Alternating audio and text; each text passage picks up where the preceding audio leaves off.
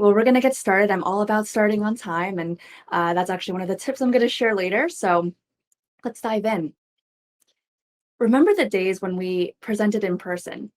We focused on getting our message across and engaging and energizing our audience.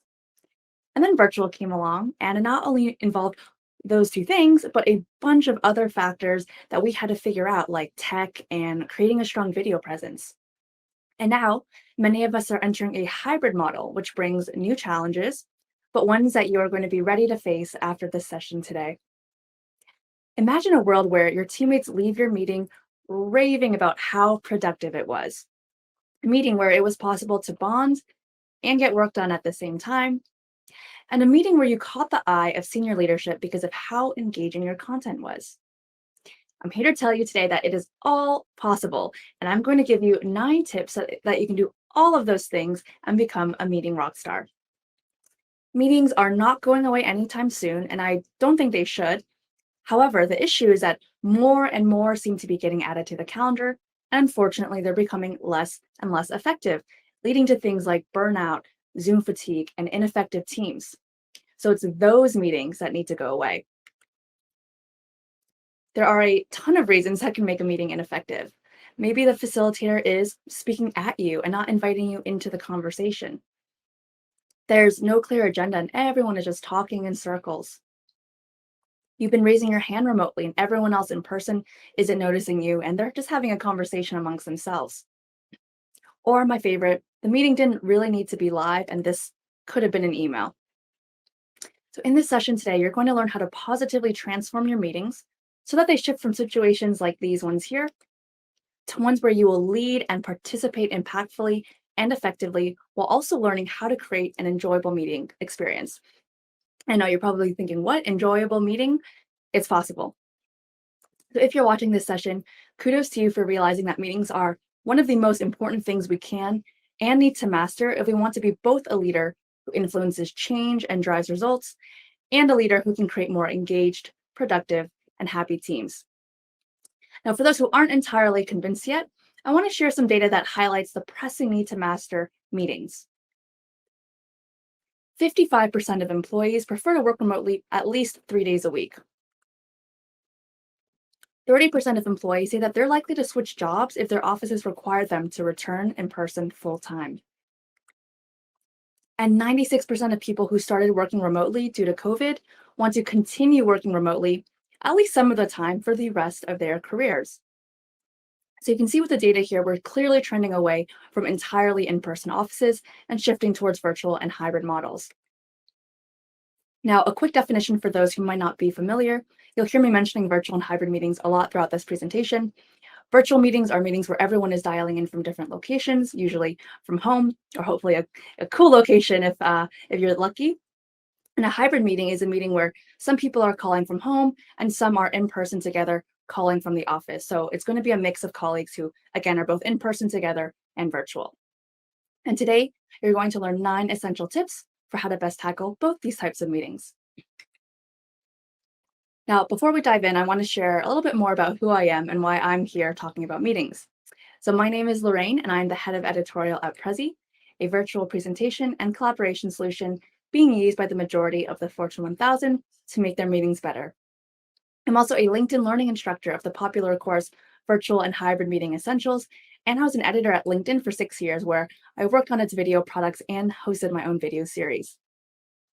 Please connect with me on LinkedIn. Feel free to take screenshots at any point during the session, post it on socials and tag me so we can keep the conversation going even after the session is over. Now, by the end of our time together today, your meetings will become a way that you start getting noticed by your peers and senior leaders because through your great meetings, you're going to be improving your organization's culture, reducing Zoom fatigue, and building productive teams.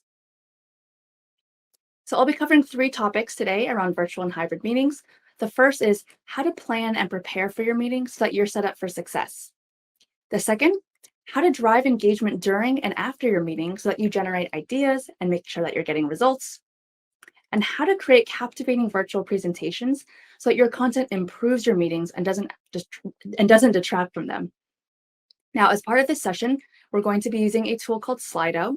for those who are not familiar with Slido, it's an awesome virtual collaboration tool that's going to allow us to do some polls and word clouds and other fun things together. So I actually had some issues with this QR code before, so it might be easiest if you all just go to slido.com, and then the password you're going to type in is WIT Lorraine. Now, for any questions that you might have, please add it into Hopin in the Q&A section, and we'll have about 5 to 10 minutes at the end of this session for me to answer those. So I'll just give you all a second to hop into the Slido, and we'll keep moving.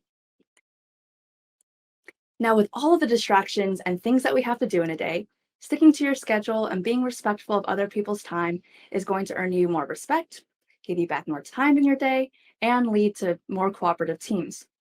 Now, it seems obvious, but it's amazing how many people still don't focus on time management when it comes to meetings. So to manage your time well, you'll want to stay concise, meaning that you aren't planning an hour-long meeting for the sake of an hour-long meeting or because it's always been done that way. I think you'll notice that if you plan an hour-long meeting, you'll find that the content magically takes up that amount of time. So instead of 1 hour, try a 25-minute meeting, or maybe you go even bolder and plan a 15-minute meeting. I even know someone who does 8-minute syncs. You also want to make sure that you're being respectful with your colleagues' time in meetings, which means starting and ending on time. I alluded to this earlier when I started at 10:10 for this session.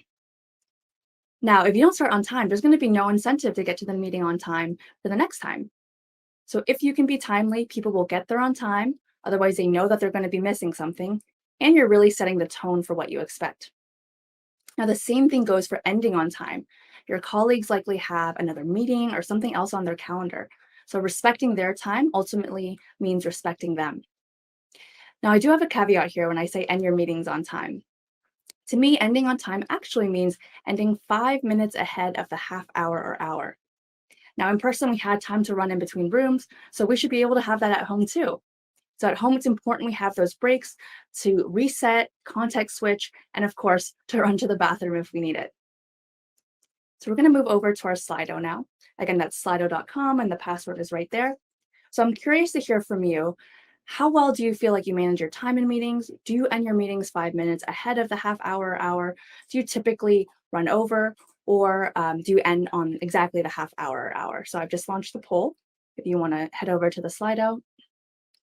And the Slido is really great because we're going to get a sense for the group, the people who are in the audience, kind of what the norm is with this group. Great. So it's actually a mix between ending a little bit early and running over, but the majority seem to be ending on the half hour or hour. So this is great. This is a really easy opportunity for you to kind of improve your meetings very quickly by ending it a little bit earlier. Now, after you've figured out the timing of it all, you'll want to next focus on creating a solid agenda. So these days, if I don't see an agenda in a meeting invite, I just don't accept it anymore. Without an agenda, meetings are really aimless, they're unfocused, and they're unstructured. Now, when you're creating your agenda, you'll always want to include your goal. And I cannot emphasize this enough. When I was at LinkedIn, I actually had a colleague who would start off every meeting saying, "This meeting will be a success if," and it sounded kind of funny to me to be so explicit about it, but it actually really did keep us focused, and it was a great way to set the tone for the meeting.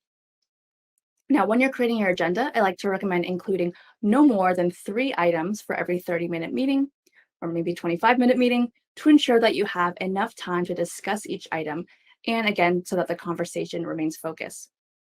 Now, with each of the agenda items that you're coming up with, take it a step further and indicate how much time each discussion topic should take.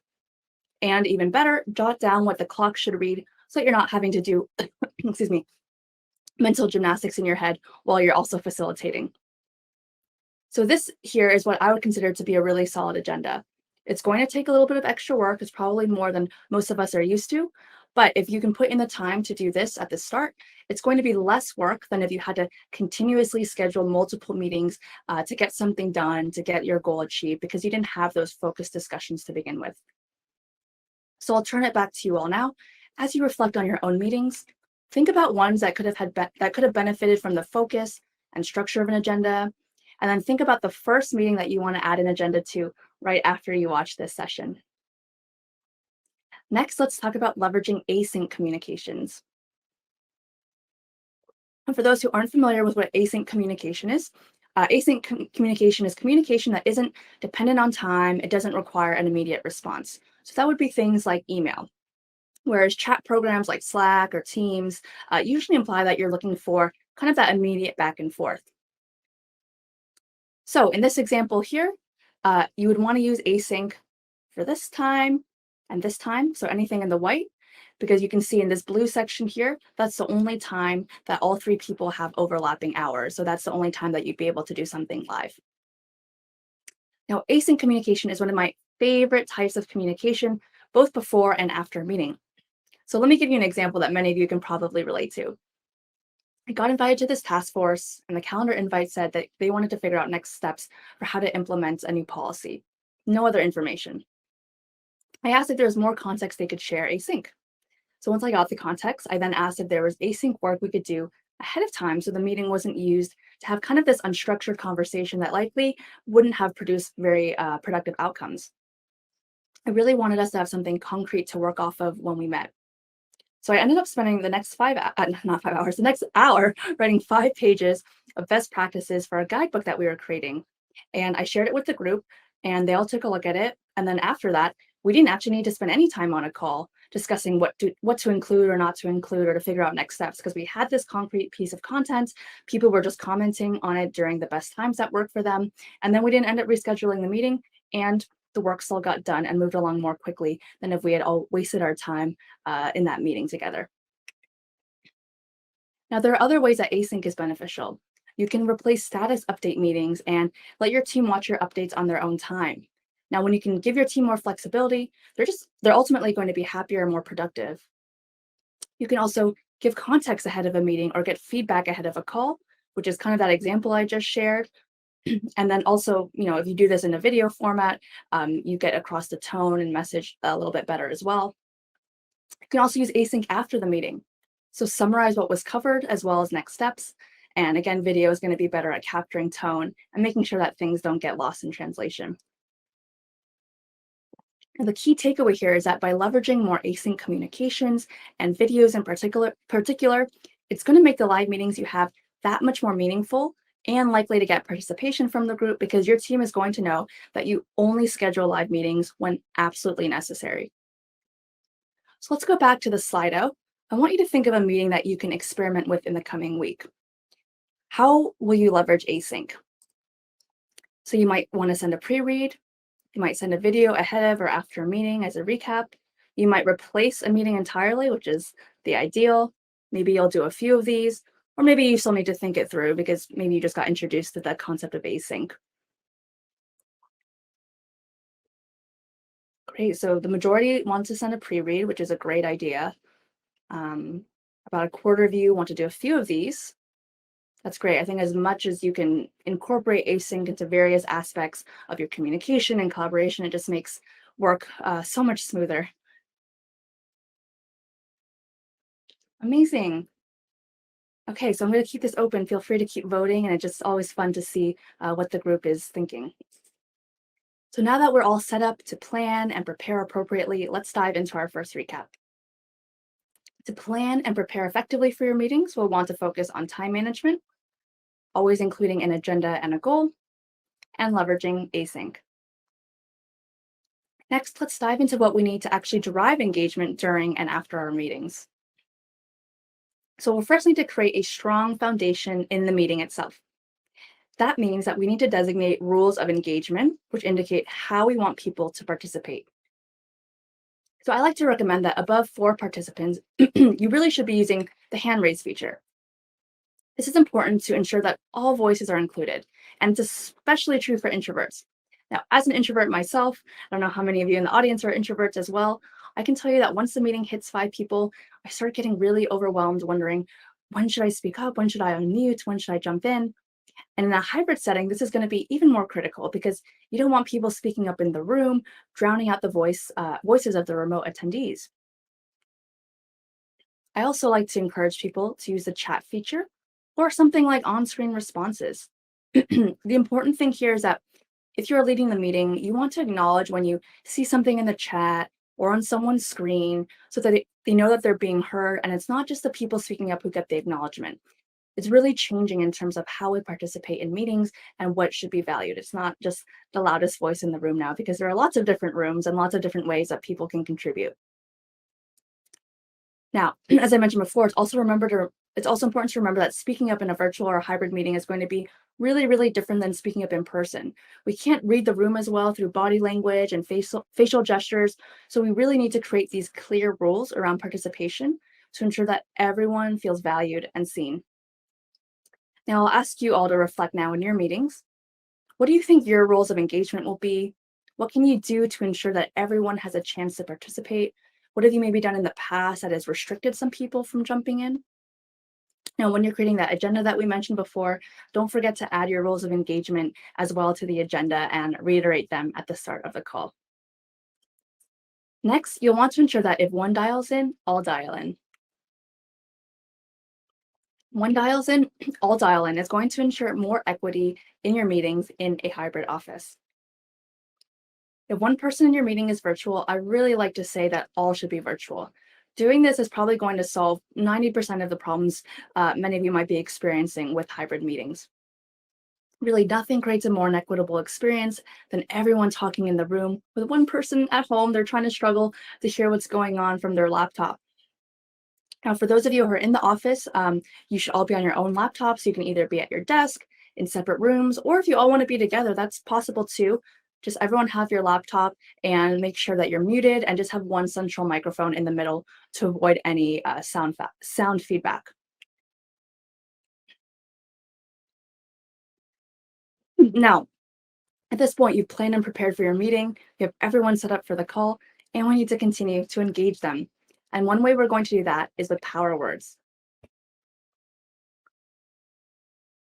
What are power words? Power words trigger an emotional or psychological reaction when we hear them, either in a positive or negative way. And we're going to talk about a positive way today.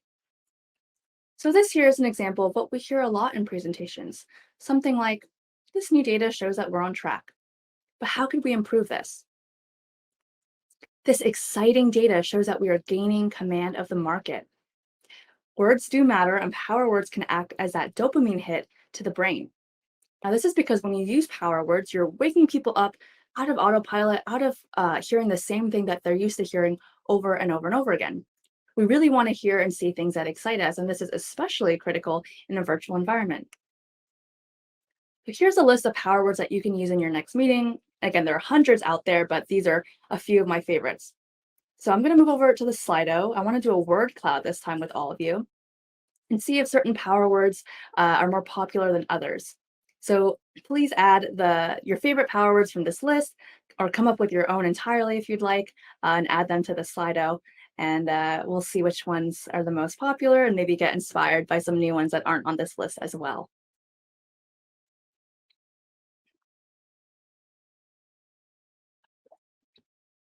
Accelerate, nice. That's one of my favorite as well. Lift, that's a new one on the list. Boost. A few accelerates, growth, reinforce, that's a nice one. Improve, value. Yeah, it looks like accelerate, boost, encourage, transform are all the most popular. Data-driven is a good one. Streamline, yeah, keep them coming. This is great. Always good inspiration to hear from the audience. Dream, I found, no one has said dream, I think, from this group, but I found in other sessions, sometimes dream is one of the more popular ones. So interesting to see how it changes with each audience. So keep typing away. I'll leave this one open as well. Now, here's another powerful example of what power words can do. They can prime people so they enter your call energized and ready to engage.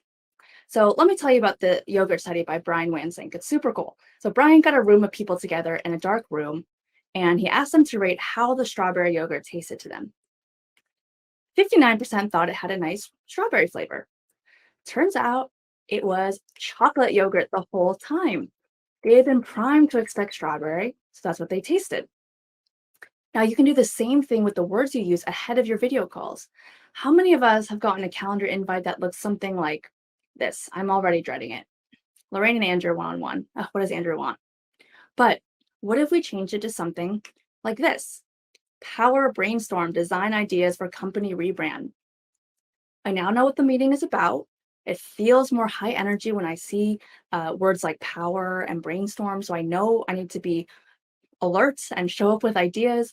And even the emoji makes it more fun too. I've been adding emojis to many of my calendar invites to indicate what the meeting is going to be about, which I think helps break up the calendar and just makes things more fun. Now, once you've primed people to come with this energy and mindset, you're going to be better positioned to have more fruitful discussions during the meeting itself. And that leads us to tip number 5, encouraging participation. To encourage participation and avoid meetings where one person is talking at everyone the whole time, you'll first want to use the passive to active meeting framework. Now, I created this framework to break down the essential steps facilitators need to consider when leading a video call, and I encourage you all, if you'd like to download it or take notes about what you want to do for each section as I talk through it. So the first step is to warm up the crowd. And if that kind of sounds like you're an entertainer, you are right. We need to put on the hat of entertainer when we facilitate meetings and find new ways to engage people and really get their energy levels up. Now, video requires us to do a lot more than we did in person because video mutes energy on camera. And as I mentioned before, you're not getting all that immediate feedback in terms of facial gestures and body language that we get in person. Also, when everyone joins a call and it's awkwardly silent, or maybe the small talk is always asking about the group's weekend or the weather, that's really also setting the tone for the meeting, and people are already going to go into it dreading it and kind of in that same old mentality. Instead, you can do things like maybe play music, have a question of the week to kick things off, or simply ask more creative questions like, what are you working on right now that you're really excited about? Now, the second step is to invite people to participate. Show that you want people's ideas and opinions by asking them questions. And actually, a great idea I heard recently was to have everyone in the group ask a question at the start of the meeting from all seniority levels to show that questions were really valued from everyone on the team. You can also try things like polls to get the juices flowing, or maybe you ask people to think about something and write something down and to reflect. After you invite, pause at least 5 seconds. Why 5 seconds? At least in American culture, 4 seconds is when people start getting uncomfortable with awkward silences. And I will just say it now, you're probably going to feel uncomfortable too, totally natural, but you really do get used to it after doing it enough times. And in my team meetings, I just bask in the awkward silences now. And you'll see that someone will usually speak up at second 5, and often that will trigger another thought or question in someone else's head. And again, you'll want to remind people when when you pause and invite them into the conversation that they can use chat or other virtual collaboration tools that you have set up, which I will touch on shortly. Then you'll want to observe and listen. Repeat back what you're hearing to show that you're tuned in. Label problems you hear. Lean in towards the screen for a physical indicator of engagement. And then note down areas that you might want to follow up on in a separate meeting. Then interact by asking follow-up questions, building on top of what someone else said, and then also just simply thanking people for chiming in. Believe it or not, video is still scary to a lot of people. I don't know if any of you feel that way still. So, let's find ways to create a safe space and make sure that people feel comfortable and valued. And then after you interact, you start back at the invite step again. Now, let's go back to the Slido, and I'd love to know which step you want to practice first. This one's always interesting for me to see, where people feel like they have areas of improvement. Warm up is always a popular one because that's really important. It sets the tone, as I said before. Inviting people into the conversation, and that's really going to be great too, for not having that one-way conversation where someone is just talking at everyone else. Okay. Oh, quite interesting. Okay, so majority are interested in working on the invite step first. That's, I think, the first time I've seen that. That's really cool. And then followed by warm up and pause. Awesome. Thank you, everyone, for jumping in there. So let's move on to our next tip, which is asking specific questions. And for those who selected invite and interact as your areas of focus, this is going to be particularly beneficial. How many of us have been called to a meeting with a really loose agenda where The organizer says they want to talk through a problem, but it's not exactly clear what the problem is because it's such a big topic. You arrive to the meeting and they kick it off with a very open-ended question that you could answer in 10 different ways, depending on what they want to learn about. Now, when you can come to the meeting with really specific questions you want answered, it does help focus the conversation a lot, and it allows you to think through what issues or questions you actually want resolved ahead of jumping into the call. So instead of, I want to discuss our concerns if we move our blog, you can try something like, what concerns do we have moving our blog for 3 areas: SEO, design, and engineering? What's going to impact your team the most? And is there anything else we should consider? Instead of, how do we want to proceed with this task force? You can ask questions like, what is our success metric? How often do we want to meet? What work can be done async? Now, we saw that great agenda before, and these questions here, they're going to support your agenda during the call. Now, they don't necessarily need to be written on the agenda itself, but you should really know what you're trying to solve before you get into a meeting. These questions are how you're going to get your answers. And as a facilitator, if you'd like, definitely consider sending these questions ahead of time as async prep to get people thinking before joining the meeting. And who knows, maybe you discover that you can just do this all async anyway, and you don't need the meeting after all, which would be the ideal. Now, next, I want to talk about some tools you can also use to help facilitate these types of conversations. So let's open up our hybrid toolkit here. So we hear a lot of people talking about Zoom fatigue and video burnout, but I really believe that this is because people aren't using virtual to its full potential. We're on video, but we're using it in the worst ways possible with screen shares and ineffective ways to collaborate. So I wanted to share a few of my favorite tools with you to make your hybrid collaboration better and to get people more engaged. So I'm going to start off highlighting Atlassian, which I use for project management, and Confluence pages, which are kind of like internal wiki pages. But it's a great tool to check out if you're not familiar with it yet. Slido, obviously a big fan of this tool, using it right now. I really love the ability. They also have a Q&A feature, which we're not using today, but you can upvote and downvote questions so you can see what's on everyone's mind. Great to send ahead of a meeting as well to kind of get those introverts involved in thinking. They have polls, word clouds, and other fun functionality, which you're seeing firsthand during this session. We also have Menti, which is another similar option to Slido for interactive polls, quizzes, etc. Figma for collaborating on designs. We recently used it for a hack week that we did, and we had this whole onboarding flow laid out. Everyone just added their post-its and their ideas, and it was amazing for collaborating together and just being really productive with our time. Miro is going to be another similar tool to that. This is a tool called Poly. So for any of you who are using Slack, and I think it's also in Teams, they have a great feedback tool. So you can ask after a meeting is over how effective your team thought the meeting was and get some qualitative feedback there. And of course, Prezi video for more engaging meetings and presentations. And oh yes, thank you. Brandy had a question about what was before Poly. Paulina, thank you for jumping in. Figma, yes. And Miro is a similar one to that. So this is one of my favorite Slido questions. So I know I'm speaking right now, sharing some of my insights, but there's a lot that can be learned from each other. And selfishly, I love discovering new tools, and I always hear of a new one from the people I speak to. So open up the Slido. If you could let me know, which are your favorite collaboration tools to use? It can either be one that's on this list or an entirely different one. Would love to hear it, get inspired. FigJam, aka Figma. Oh, a few Figma users here. Asana, that's a good one. Mural. Poll Everywhere. Haven't heard of that one. Thank you for sharing, whoever added that.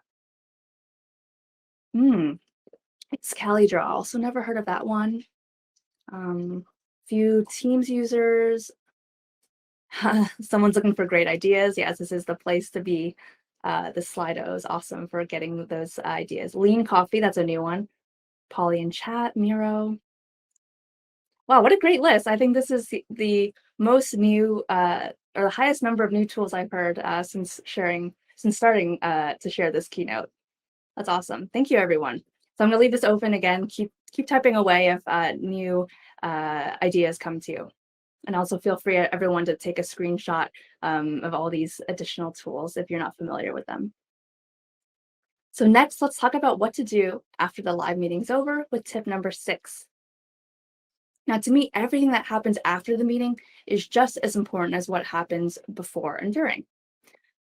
In fact, I think it can be considered even more important because the actions you take afterwards ensure that what you discussed actually comes to fruition, and it can really make or break trust within a team. And I really believe that trust is everything in a virtual office where you might not see your coworkers face to face very often and be able to build those relationships as easily.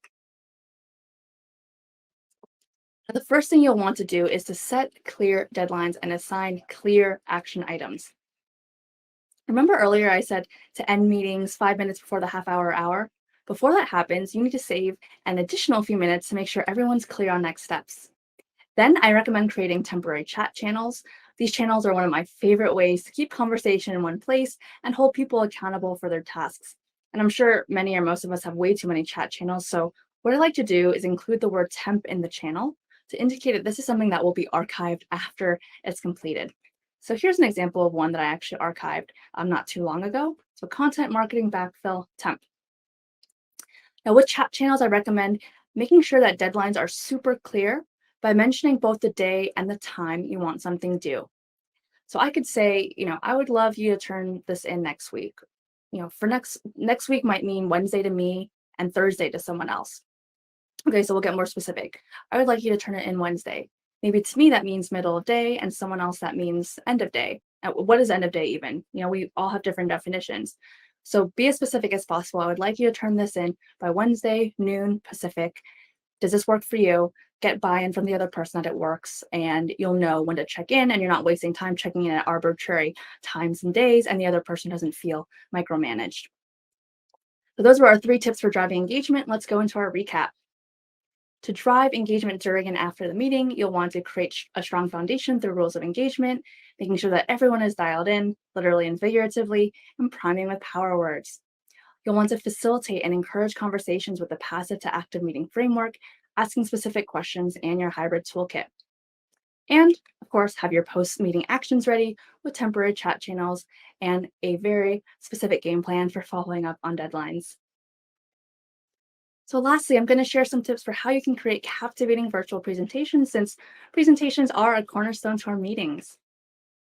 Many of us continue to see presentations where the presenter is screen sharing, or sitting on a slide for 10 minutes, and your response is either this, or you should really look more like this. But how do we make sure that we're standing out and they're not tuning out? One way we can do this is with the Think, Do, Feel matrix. Now, the Think, Do matrix was created by author and professor Andrew Abella. And what this matrix does is it helps you map out how your audience thinks and what they're currently doing. And then it helps you decide how you want these things to change after they see your presentation. Now, the Think, Do matrix has since been modified by Prezi's Spencer Waldron to become the Think, Do, Feel matrix because emotion is going to be so important in connecting with your teammates and clients and persuading them to make changes or to take action.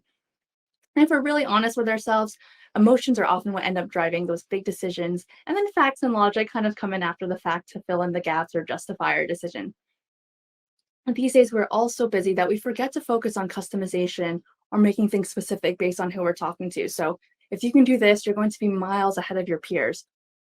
And if you don't have the answers for how people are currently thinking, doing, feeling, this is a great time to ask questions to fill in those gaps. So I encourage you all to fill this in before your next presentation. This is an example of what mine looked like for this one. Now, this matrix is definitely going to help you create a more memorable presentation because you're going to have a better understanding of who your audience is and what you want them to walk away with. We're just going to help you build the right content for them, which is the ideal. Now, once you fill this out, the next thing you'll need to do is add movement to your presentation. Now, adding movement is going to spike your viewers' attention by boosting dopamine in the brain, similar to the power words I mentioned earlier. And while I can't promise your next video call is going to be as exciting as a car chase, you can definitely get closer to it if you start adding some movement. So let's take a moment to really confirm our hypothesis by moving back to the Slido. Oh, I have the wrong code on there. Sorry about that. That's WIT, Lorraine. So I'm going to move back to the Slido. So for the last 15 seconds or so, were you primarily watching the video of the car chase, looking at the picture of the car chase, or were you watching me? Let me know in the Slido. There's no wrong answer. I will not be offended if you say that you weren't looking at me. Yes, right off the bat. So majority of you were looking at the video of the car chase.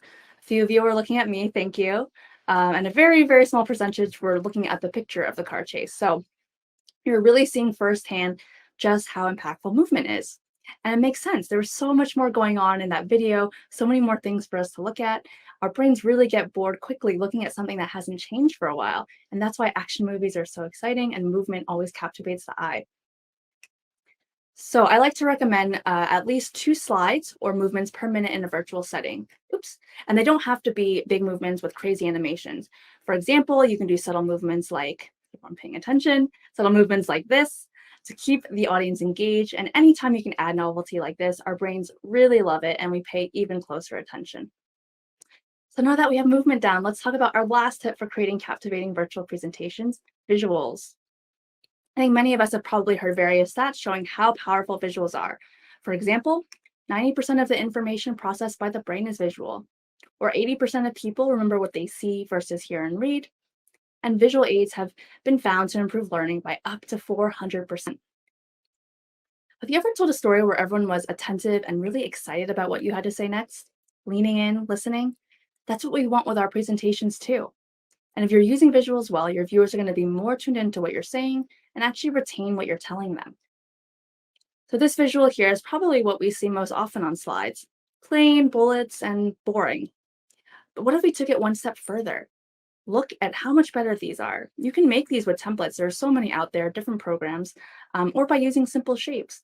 The visuals already make you look so much more prepared and put together.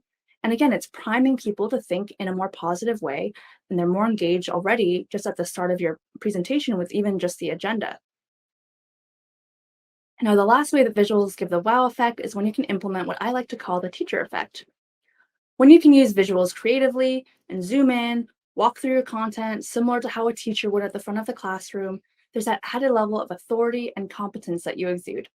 And especially when it comes to data and numbers, which some might describe as more dry content, it becomes that much more imperative to get creative with visuals and really take advantage of what's possible in our virtual environments. So think about the next presentation you have and think about those slides you typically add a lot of text for and how you might replace that with some of that text with a visual. Now let's enter our next recap. To create captivating virtual presentations, you'll want to use the Think, Do, Feel matrix, add movements, and use visuals. And with that, we conclude our 9 tips. Thank you so, so much for tuning in. I know time is so valuable these days. If you have any additional questions or you want to connect, you can add me on LinkedIn here. If you're looking for more quick, actionable tips for how to accelerate your career and stand out and thrive in the virtual office, I hope you'll subscribe to my newsletter at lorraineklee.com/learn. I have a freebie for all of you today. I saw someone was asking what I was using. You can get a free upgrade to Prezi using this link here. There's also a free version, but why not get the upgrade if it's available? So this way you can use presenter notes, record in HD, download your MP4s. So you just have to sign up for a free account and then fill in this form. And then lastly, feedback is really important to me in helping me to improve and just to see what you found most valuable. So if you're open to taking 1 minute to share your thoughts, I'd really appreciate it. And if you're interested in bringing me into your organization, this is also a great place to let me know. Now, remember, meetings aren't something to be dreaded. They are actually a huge opportunity for you to be recognized as a confident, competent, and caring leader who leads really highly effective and impactful teams. So thank you so much for watching, and I hope to see you at a future meeting. I think we have 1 more minute for Q&A. So I'm going to look in the Q&A section here. Okay, so Elaine is asking what presentation software I'm using. I'm using Prezi Video. Okay. So the free premium link is prezi.com/attendee upgrade. Thank you everyone for the feedback. And thank you for everyone who was sharing the Slido code throughout the chat. All right, hopefully I'm gonna get a copy of this chat afterwards. So if there's any missed questions, I can check those out later. But of course, if anything comes to mind later, again, I mentioned I'm an introvert, so questions usually come up after I've kind of processed things. Feel free to shoot me a note on LinkedIn. Oh, one great question. Shagufta, hopefully I'm pronouncing that correctly. How do you convince staff to implement these meeting initiatives? That's a great question. So it is helpful when it comes from higher up, but I like to just start with my own meetings. And I think when you can start getting feedback from your own meetings and show that you are saving people time and that people are becoming more effective, anytime you can equip yourself with more data, I think that's a great way to start to kind of convince people and show them, hey, this is, this is making improvements to our organization, our teams are happier. I think that's a really great way to kind of take that first step.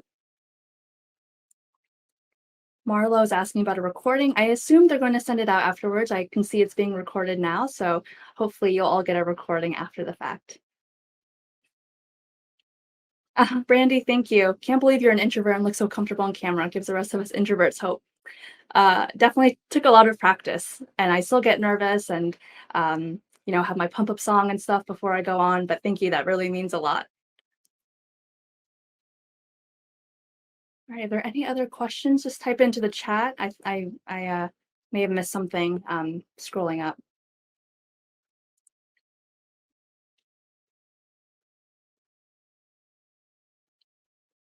All right. Thank you, everyone. I think we're at time, so I'm going to sign off today.